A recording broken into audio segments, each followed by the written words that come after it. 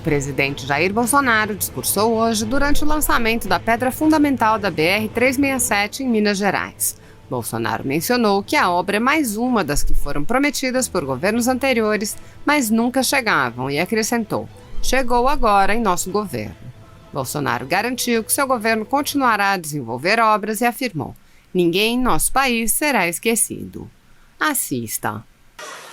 Neste momento, o presidente da República, Jair Bolsonaro, acompanhado do governador de Minas Gerais, Romeu Zema, do ministro de Estado da Infraestrutura, Tarcísio Freitas, do ministro de Estado do Gabinete de Segurança Institucional, Augusto Heleno, do senador Carlos Viana e do diretor-geral do DENIT, general de brigada Santos Filho, descerram a placa alusiva à implantação e pavimentação da BR-367.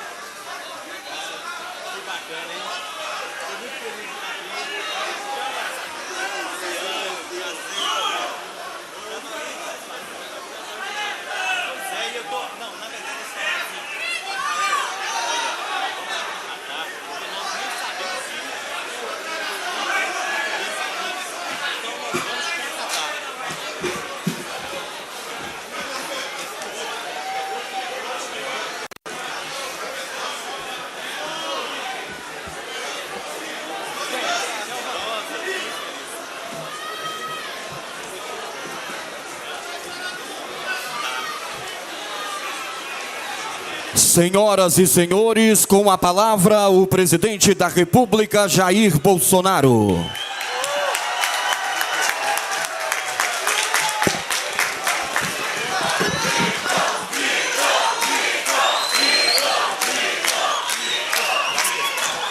É muito bom ser mineiro. Eu sou mineiro de Juiz de Fora. Renasci naquela cidade maravilhosa e aprendi a amar e respeitar a nossa Minas Gerais. É uma satisfação muito grande estar aqui. E muito bem acompanhado de vocês e desse grupo de políticos lá do meu lado aqui. Prezado governador Zema, muito obrigado pelo calor, pela recepção, pela acolhida. Prezado ministro Augusto Heleno e Tarcísio de Freitas. Quem trabalha realmente são eles. Eu sou o técnico do time de futebol. E por falar em futebol, pode ter certeza que o Cruzeiro vai subir, o Galo vai ser campeão brasileiro e o América vai ser campeão da Copa do Brasil. E em 2023 eu vou arranjar uma saída para o mar para Minas Gerais. Meus senhores, primeiro nós agradecemos a Deus por essa oportunidade. Realmente não tem preço poder servir a sua pátria. E todos aqueles que desempenham bem o seu serviço, assim o fazem. Então, meu muito obrigado ao povo de todo o Brasil. Povo esse ao qual nós devemos lealdade pelo seu trabalho, por sua dedicação e por acreditar em nosso país. Aqui, alguns deputados federais. Alguns já foram meus colegas de Câmara. É uma satisfação vê-los. Prezados Eros Biondini, da bancada católica. Fábio Ramalho, o mais votado da região, um parlamentar que sempre está conosco. Grace Elias, Igor Timo, Cabo Júnior Amaral, Nilton Cardoso, lembra do teu velho, meu colega da Câmara dos Deputados, saúde para ele. Zé Silva, prezado senador Carlos Viana, obrigado por, em nome da bancada de Minas, também ter nos convidado para essa missão. E é em nome da bancada de Minas que essas obras saem. É uma bancada ativa que realmente vai a Brasília atrás de benefícios para o seu estado. E o nosso trabalho, o meu, o do Tarcísio, é buscar atendê-los. E essa obra 367 chega em boa hora. Há muito ela foi prometida.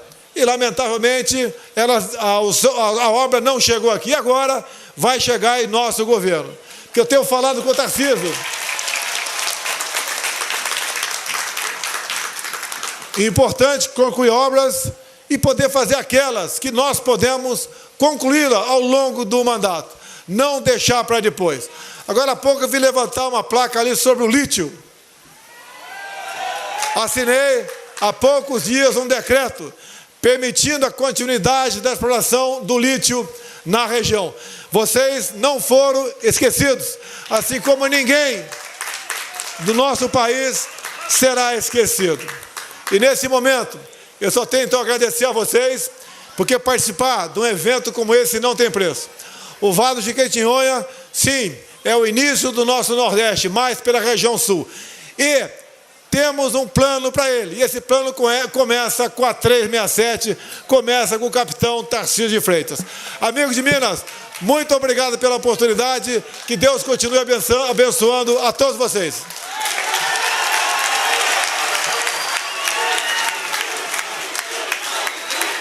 Está encerrada essa cerimônia.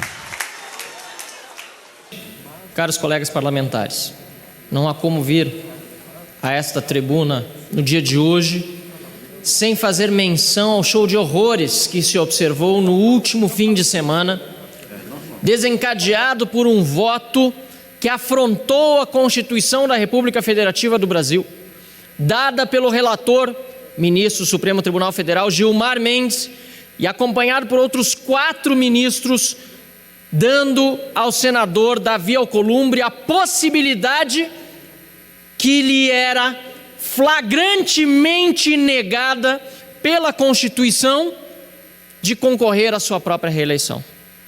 Além desses 5 votos, 4 deles também deram a Rodrigo Maia a possibilidade, repito, de afrontar a Constituição da República Federativa do Brasil, concorrendo a uma reeleição ao cargo de presidente da Câmara dos Deputados. Um show de horrores, senhor presidente, porque a afronta feita ao claro texto constitucional, de um lado, revelou conchavos políticos feitos por aqueles que precisam julgar imparcialmente, e de outro lado, vimos aqueles que se dobram à pressão popular para mudar o encaminhamento dos seus votos. Pelo menos é isso que os jornalistas têm passado pelas notícias de bastidores. Espero, inclusive, que não sejam verídicas em relação aos 6 que mantiveram a integridade do texto constitucional. Mas é triste desconfiar que a pressão popular foi a única capaz de fazer com que se mantivesse o sagrado texto constitucional íntegro. Digo sagrado porque em um Estado de Direito é a Constituição e aquilo que nela está escrito que precisa prevalecer sobre as vontades dos homens. Estamos numa terra em que as leis devem ser respeitadas e não descumpridas, ainda mais pela Suprema Corte. Disse o ministro Luiz Fux, depois dos votos de Gilmar Mendes, de Toffoli, de Lewandowski, de Alexandre de Moraes e de Cássio Nunes, que convenientemente talvez votou apenas a favor de uma das reeleições e não da outra, de acordo mais uma vez com aquilo que os bastidores têm revelado, seria a vontade do próprio Palácio do Planalto, de quem emanou a indicação de Cássio Nunes ao Supremo Tribunal Federal. Após esses 5 votos, disse Luiz Fux, presidente do Supremo, deixando claro que a norma constitucional é plana e que, portanto, verbis, não há como se concluir pela possibilidade de recondução em eleições que ocorram no âmbito da mesma legislatura sem que se negue vigência ao texto constitucional, concluiu o presidente do Supremo. Com efeito, não compete ao Poder Judiciário funcionar como atalho para a obtenção facilitada de providências perfeitamente alcançáveis no bojo do processo político democrático, ainda mais quando, para tal mister, pretende-se desprestigiar a regra constitucional em vigor. Senhor presidente, foi o que eu disse na semana passada. Se quiserem que haja reeleição, mesmo que indefinida, que se aprove uma mudança constitucional aqui no plenário da Câmara por 3/5 dos votos em 2 turnos e no do Senado por 3/5 dos votos em 2 turnos e não por meio do tapetão do Supremo Tribunal Federal. Para concluir, senhor presidente, quero fazer menção a um discurso célebre proferido da cadeira de Vossa Excelência no dia 5 de outubro de 1988. Para encerrar, senhor presidente, dizia esse discurso proferido por ninguém mais, ninguém menos que Ulisses Guimarães, que dá nome a esse plenário. A nação nos mandou executar um serviço. Nós o fizemos com amor, aplicação e sem medo. A Constituição certamente não é perfeita. Ela própria o confessa ao admitir a reforma. Quanto a ela, discordar sim, divergir sim, descumprir jamais, afrontá-la nunca. Traidor da Constituição é traidor da pátria. Muito obrigado, senhor presidente.